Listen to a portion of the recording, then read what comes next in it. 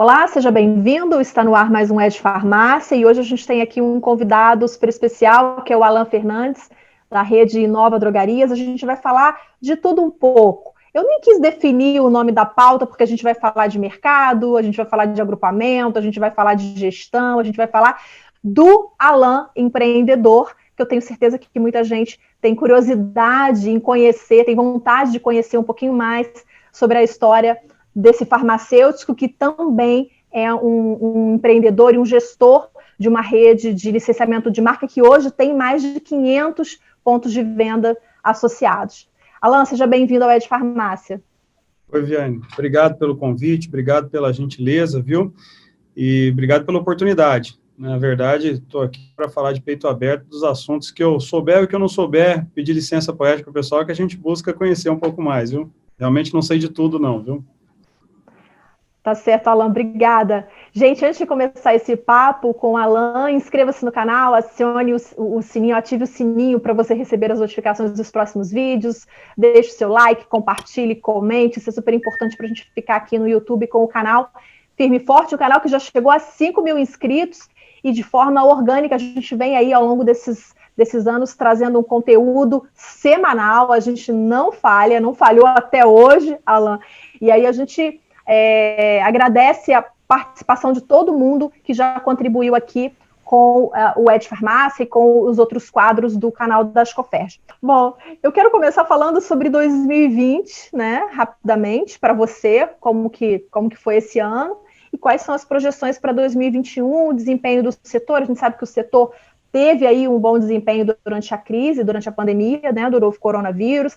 A expectativa, segundo a Closap, é que o setor cresça 2 dígitos em 2020, chegando a 12% de crescimento, ou seja, ninguém esperava isso no início do ano, mas parece que isso vai se concretizar. E eu queria ouvir de você, como é que você analisa o mercado e quais são as suas projeções para 2021? Eu acho que o ideal seria que a gente estivesse falando de um ano que fosse comum, normal para todo mundo, né?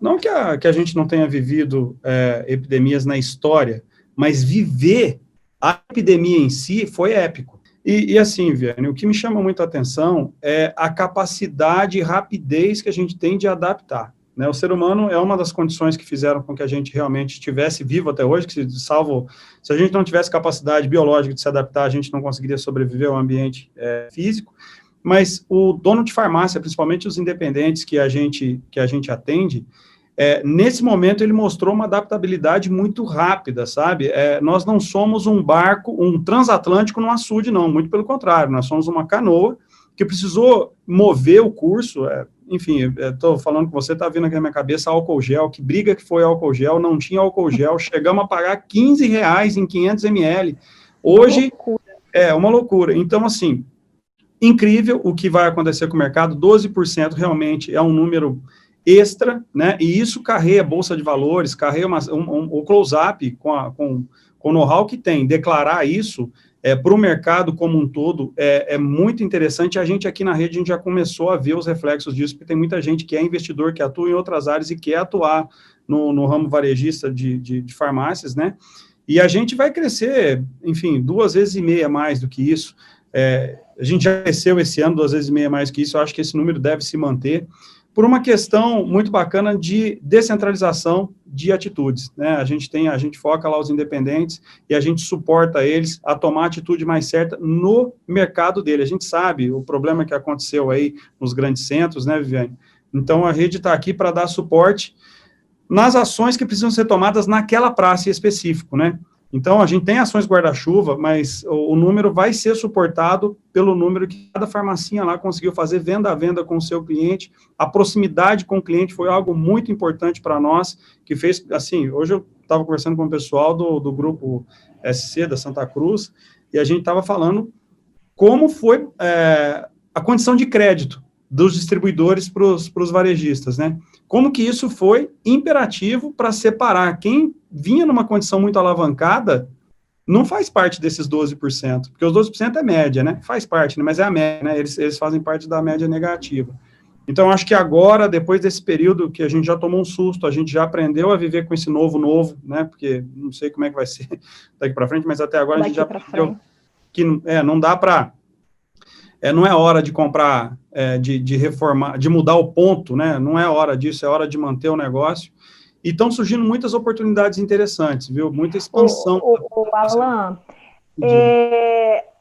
o associativismo, eu estou falando associativismo porque o associativismo é o que é acompanhado até pela Close-Up, por exemplo, mas os agrupamentos, de maneira geral, eles vêm crescendo muito. A gente tem dados aí, por exemplo, da Febrafar, que mostram isso, crescendo mais de 30% ao mês. E eu até andei pesquisando no site da Inove e vi que vocês têm esse percentual também de crescimento, né? Então, o independente, ele está descobrindo uma nova forma de atuar no mercado que não precisa ser sozinho. Ele está descobrindo quais são as vantagens. Eu queria que você falasse um pouquinho mais de como o independente pode se beneficiar, de forma geral, participando de grupos, né, para ser mais competitivo no mercado. A primeira questão que vem quando alguém está lá na sua farmácia pensando em gerir ela, a primeira coisa que ele pensa quando vai entrar numa rede é assim, opa, vou comprar muito barato a mercadoria. E é verdade, ele vai pagar mais barato na mercadoria, porque pelo fato de nós sermos um agrupamento, de sermos uma rede organizada, o distribuidor, sim, nos ajuda a aferir vantagem, assim como a indústria, para a farmácia que faz parte da rede. Né? E essa vantagem a gente consegue mostrar na ponta do lápis, no final, na última linha, quanto que representa, quanto que sobra, a gente consegue fazer isso. Mas a gente percebe também que isso é uma parte só do negócio, e é a ponta do iceberg, porque quem ficou agora na pandemia bem, teve um uso muito bacana das nossas ferramentas, sabe, Viviane? Eu não poderia deixar de falar que não é só o comercial é só uma ponta, importante, mas é uma ponta. A gente tem aqui marketing focado para as farmácias, Viviane, que é distinto de qualquer outro ramo de negócio, porque se você for para uma agência de marketing, contratar marketing, enfim, você vai ser mais um, aqui não, aqui é focado, e aqui a gente garante que você vai fazer o marketing específico para o negócio farma, né? Outra coisa é a gestão, né? Quanto que representa sobre a venda a despesa, quanto que representa sobre a venda a minha folha de pagamento? Eu preciso fazer uma campanha com a minha equipe. Que tipo de campanha que eu posso fazer? Então, a gente ensina isso aqui também e a gente entrega também canais de educação continuada. A gente tem isso aqui na rede pronto, já formatado, né? Estou vendo o seu cuidado aí com a plástica e tudo, isso tudo faz parte, né? É bacana, mas tem que ter o conteúdo, né? Então, a gente cuida desse conteúdo. E um outro ponto é o seguinte, fiz o marketing, o cliente entrou dentro da farmácia, minha equipe está treinada, beleza, sei meus números e como é que eu mantenho esse cliente dentro da farmácia? Então, a gente ensina a fidelizar também esse cliente. Então, uma visão 360 do negócio, a gente conecta a capacidade. É isso. Então, capacidade comercial, capacidade de gestão, capacidade de marketing, capacidade de fidelização de clientes. Eu acho que, em linhas gerais... Precisa avaliar primeiro esses fatores todos e depois tomar essa decisão, né? Pelo menos foi isso que eu entendi você dizer. Agora, Alan, hoje a gente vê muito, assim, uma polaridade no setor em relação a modelos, né? A gente tem, por exemplo, o modelo da farmácia mais popular, que é mais focado em venda, preço agressivo, comunicação agressiva. E a gente tem aquele outro modelo que é da drugstore, que é aquela farmácia maior, que tem consultório farmacêutico, que tem serviço farmacêutico. Na sua opinião de farmacêutico e empresário, qual modelo você acha que funciona melhor hoje no Brasil? Eu acho que funciona um misto disso tudo, porque tem lugares que eu não tenho sequer área para fazer um consultório farmacêutico. Como é que eu vou ter uma farmácia assistencialista num lugar desse, né? Por exemplo, a gente tem cidades históricas aqui em Minas, e no Rio de Janeiro também tem alguns lugares que isso acontece, onde não é possível você fazer uma ampliação. Então, nesse modelo, onde o espaço... Até, vamos falar o custo por metro quadrado, isso também aplica muito, né? Que tipo de farmácia você vai ter lá. Mas eu, como farmacêutico, eu acredito, eu vim do balcão, então eu acredito que, assim, pegar na mão, olhar no olho, conhecer o nome, saber o que usa, o que toma, isso é o primórdio da assistência farmacêutica, né? É isso que, quantas vezes eu, no meu negócio, em uma dos negócios que eu tive junto com meu pai, o pessoal vinha lá, opa, como é que você está? Como farmácia ainda é esse lugar ainda de contato, de você conhecer o atendente, ainda é. Tá indo para o digital. Esses dias eu estava pensando por que todo mundo fala tanto de digital, né? A venda, o e-commerce, que talvez só funcione lá em alguns lugares isolados, Mas a gente sabe que 90% da venda aí, que 90, muito mais do que isso, da venda do ramo, é físico, né? Não é online. Por quê? Porque é uma compra que não necessariamente ela foi definida muito antes. É uma compra que você sai para comprar quando você percebe que acabou o seu medicamento. Então, você tem um nicho de cliente um tipo de cliente que, na sua maioria, ele gosta, sim, do preço. Ele quer comprar barato, né? Mas eu não sei se ele está afim de abrir mão do resto tudo, de toda a customização que a gente sempre, às vezes no interior, sempre entregou. Então, eu acredito que, o melhor negócio seria manter o perfil assistencialista, sim. Não sei se consultório farmacêutico é o caminho, né? Porque eu tenho um cliente meu aqui que ele tem um caderninho vermelho. Você vai lá, pede, ele indica alguma coisa, ele anota o nome do cliente, o telefone, e depois liga para saber se funcionou, ou se a receita que ele aviou está funcionando, né? Eu sei que isso é corrente. Vou te falar da minha marca, da nossa marca, da Rede Nova, né? A gente tem lojas que trabalham no perfil mega popular, né? Que assim é um perfil que entrega muito preço, uma margem baixa, né? Mas o volume muito alto. E a gente tem lojas, inclusive aí no Rio de Janeiro, a gente tem lojas que entregam, é surreal o resultado que o cara entrega. Porém, ele não consegue escalar, porque ele está numa zona que ele vai atender muito delimitado, né? Uhum. Então, acho que cabe uma avaliação bacana, não dando uma resposta politicamente correta no meio do muro, sabe? Mas acho que o empresário tem que, mais uma vez, validar. Eu cresci a média, abaixo ou acima do mercado? Porque se eu cresci abaixo do mercado, eu tenho que fazer alguma coisa. Será que o meu modelo de negócio está aderente à minha população local? Né? Enfim, tem que ter... Inclusive, essa análise que você está sugerindo que faça, né, impacta também até no que ele ganha de mercado, na concorrência, né? Porque o diferencial é o preço, é o serviço, é o mix, ou é tudo isso? Pensa bem, Viviane, o mercado cresce, a gente está vendo, o Close-Up está falando isso. Perfeito. Mas o mercado cresce em cima de uma população que já existe ou nasceu muito mais gente? Não. Você está só explorando mais consumo de pessoas que já estão naquela área. Então, eu posso dizer assim, se cresce média de 2%, provavelmente teve gente que dobrou, triplicou o faturamento, ou teve uma loja nova que entrou naquele BRIC, que entrou naquele CEP para concorrer pelo mesmo bolo que eu, que de repente entrou com uma competência diferente e está tracionando melhor. Eu vou te contar um exemplo aqui que você vai entender. Eu sou do balcão e eu gosto de visitar a loja. Agora, estou menos, né, porque eu não estou podendo viajar tanto. E um dia eu fui numa farmácia, e aí a gente estava fazendo a reinauguração. Entrou uma senhorinha, mas ela entrou chorando, velho. Cadê o Tiago, pelo amor de Deus? Trocou a fachada, ele vendeu, cadê ele? Nossa. Não, o Tiago tá ali, ó, lá no fundo. Aí ela foi lá, brincou com o Tiago e tal, beleza, percebeu que a farmácia não tinha trocado de dono, tal, beleza. A hora que ela saiu, o Tiago falou, fazia 2 anos que essa senhora não entrava na farmácia. Fazia 2 anos que ela não entrava na farmácia. Então, a mudança da postura, da imagem da loja e da montagem, da modelagem, fez reaquecer um cliente que já não era daquela farmácia. Então, a gente não mantém mercado ou perde mercado só por conta do concorrente, não. É muito mais por conta da farmácia, sabe? Entendi. Das ações que vamos lá. Uhum. Alan, e o Pix? Meu Deus, as farmácias da Rede Nova vão receber pagamento pelo Pix? Vocês ainda não sabem, ainda estão se preparando? Porque... Bom, assim, o Pix parece que é uma novidade, mas não é uma novidade, né? Assim, é uma novidade aqui para nós, aqui no Brasil, né? Eu acho que tende a baratear o custo de pagamento, porque a gente paga as taxas de adquirência, enfim. É inevitável, viu, Vanessa? Mas como? Viviane, perdão. Vanessa, lembrei da Vanessa que ajuda a gente aí no Rio. Como que não vai atender? Vai atender sim, né? Só que tem um quê de tecnologia, né? Que a gente ainda precisa ver como é que essa interface vai funcionar. Parece que o software precisa se adaptar para criar um QR Code, e aí o cliente... mas as farmácias, você acha que elas vão ter essa possibilidade de pagamento? O cliente se chegar e falar, eu quero pagar com o Pix, a farmácia vai estar preparada para receber? Acredito que sim, até porque, assim, tem PicPay, né, tem algumas marcas, aí, eu não queria falar de marca, já foi.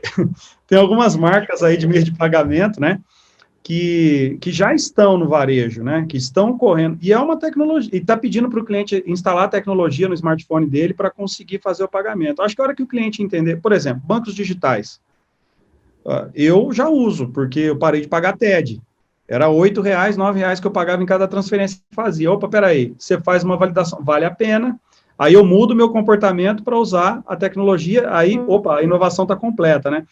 Eu acho que a gente está vendo o comecinho dessa inovação, eu acho que aceitar o pico vai ser inevitável à medida que os sistemas se desenvolverem para isso, porque ainda tem muita dúvida de como operar isso lá na ponta. Estou preparando alguns conteúdos sobre Pix, né, para esclarecer, tentar esclarecer mais. Eu estou junto.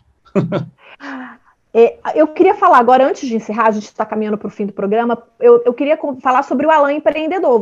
Você é farmacêutico, né? Sua primeira formação. E aí, como é que foi essa entrada, essa mudança que você saiu do balcão e resolveu criar uma rede de licenciamento? Conta rapidamente para a gente. Eu acho que a capacidade, ela vem ao longo do tempo, né? Chega um momento que a gente fala, opa, agora dá para ir, mas você vai com a insegurança do empreendedor ainda nesse país é muito grande, né? É um fator muito, muito grande. Então, o que aconteceu? Meu avô tinha farmácia, meu pai tinha farmácia, obviamente, eu fui criado atrás de um balcão de farmácia, me tornei um balconista, né? Comissionado, como todo mundo quando começa, e aí fiz faculdade, fiz farmácia, voltei para a farmácia do meu pai falou, você é dono, eu achei que era mesmo, de repente, quando eu fui ver, tinha um conflito de gerações ali, ele é ótimo, eu amo meu pai, mas a gente tinha um conflito de gerações ali, o Sebrae veio, conversou comigo, falou, olha, Alan, esse conflito é difícil de resolver, você já pensou em outra possibilidade? Despluguei da farmácia do meu pai, fui trabalhar numa rede no litoral norte de São Paulo, como farmacêutico, aí eu tomei um baque, porque para gerir uma farmácia, eu apanhava, né, tomava uma série eu não patinava, cheguei lá, tinham 30 farmácias, que o dono sequer ia na farmácia e tudo acontecia. Chegava a mercadoria, vendia, repunha, a farmácia estava limpa, organizada, bonitinha. Eu quero aprender isso. Em menos de um ano, eu era gerente farmacêutico, era algo que eles não tinham lá. Dava conta de toda a parte que o farmacêutico tem, da responsabilidade técnica, e aprendi a parte gerencial da farmácia. Um ano depois, eu já aplicava treinamento para quem estava entrando, né, porque eu percebi que era mais fácil. Depois, eu consegui fazer uma equipe que a loja praticamente andava sozinha, comecei a ir atrás de convênio e tal. Junto a isso, eu comecei a dar aula. E nesse momento que eu comecei a dar aula, eu acho que eu aprendi um pouco de didática, muito legal, mas não sou um professor, tá? Só foi algo que aconteceu. Aí fiz o Empretec, Sebrae, quando eu fiz o Empretec, eu ganhei um dinheirinho, em uma semana, fiquei louco com aquilo, larguei mão de farmácia e fui vender roupa. Fui vender outras coisas, fui mexer com outras coisas. Nossa! E aí, quando começou a sobrar tempo, eu fui trabalhar em vigilância sanitária, fui farmacêutico de vigilância sanitária, um período curto, né? Foi fiscal? Você chegou a ser fiscal? Fiscal. Já fiscal da vigilância sanitária, gente, olha só que coisa! Só que eu era um fiscal, o que a gente espera da fiscalização, eu fazia. Eu chegava para o dono da farmácia e falava, cara... Você dava orientação, você chegava com a postura de orientar a farmácia. Antes de mais nada, deixa eu te explicar. Você está com o alvará que está vencendo, a gente precisa aqui apontar quem é o responsável técnico, você precisa me entregar isso, aquilo outro, para você continuar funcionando, beleza, vamos junto. No final de 4 meses, eu consegui dar bastante valor no trabalho, né, fui focado, fui aprender código sanitário, uma série de coisas que eu precisava para desenvolver, foi bem legal. E aí, no final, eles não queriam deixar eu sair. Por quê? Porque eu já tinha arrumado um emprego numa associação de farmácia, numa rede associativista, de fato, né, que é a Febrafar, inclusive. Chegando lá nessa rede, aí eu despluguei da fiscalização, fui lá para essa rede. Chegando lá nessa rede, aí eu apliquei tudo que eu pude do Empretec lá. Vi todas as possibilidades, né? Mas eu ainda nessa rede eu tinha um problema que eu não conseguia enxergar como crescer. E eu pensava o seguinte, nós somos varejo. Varejo que não cresce, fica esquecido. Se eu não tenho representatividade de mercado, não dá. E aí o meu projeto não conseguia ser aceito, tal. Um dia minha esposa falou assim, mas você está meio bravo, no domingo, né, fazendo um relatório, você está meio bravo? Eu falei, tô meio bravo. Falou, de quem que é essa culpa? Eu falei, é minha. Eu falei, então tá bom, então vamos resolver. Montei um plano de negócio, e aí surgiu nova lá em Governador Valadares, que eu nunca tinha ido na vida. Eu estava aqui em Varginha, nunca tinha ido lá, mas olhei o estado, falei, cara, lá parece que não tem tanta concorrência, eu preciso começar um negócio com pouco dinheiro, aquela coisa, começando. Eu queria ter 30 farmácias em 8 meses, em um ano. Em 8 meses tinha 80. E aí surgiu a rede, aí depois a gente acabou vindo para Varginha, mas assim, é um aprendizado muito, muito dia a dia. A rede está sendo um sucesso, realmente, assim. Alan, ótimo conversar com você, a gente vai precisar encerrar. Para fechar, qual é a sua dica, o seu recado final para quem está nos assistindo? A gente tem números, a gente está no mercado que tem validação, a gente está no mercado que, invariavelmente, se você não conhece a sua farmácia, tenha certeza que seus concorrentes te conhecem, que a indústria te conhece, que você tem... Todo mundo vê todo mundo, né? Então, se você não cresce os 12%, ou se você gostaria de crescer mais do que a média, e quer quebrar uma curva descendente, o que você pode fazer diferente no teu negócio? Pode sim entrar numa rede, mas de forma fria e calculista, coloca na mesa tudo que você faz e o que você faz hoje que não te traz resultado. As maiores ações que eu vejo que dão resultado dentro de farmácia, as possibilidades estão dentro do negócio. Não é criar um e-commerce, não é. Na maioria das vezes é ajustar uma comunicação de equipe, ajustar um processo de venda, ajustar desconto, ajustar processo de compra. E se precisar de ajuda, se validar isso tudo e precisar de ajuda, estamos aqui. Alan, muito obrigada, viu? Muito obrigada, foi ótimo, prazer enorme falar com você. Beleza. Espero que você tenha gostado, né, de bater um papo com a gente. Eu gostei muito, obrigado mesmo. É uma correria, assim, mas eu estou sempre pronto, viu? Se quiser fazer isso 2 vezes, 3 vezes por semana, que agora eu já entendi como é que funciona, então pode contar comigo, tá bom? Tá bom, Alan, obrigada.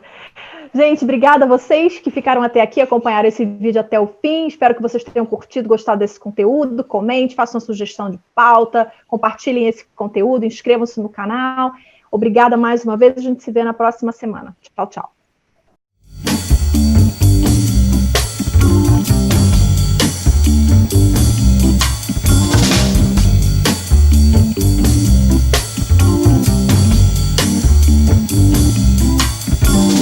Raindrops fall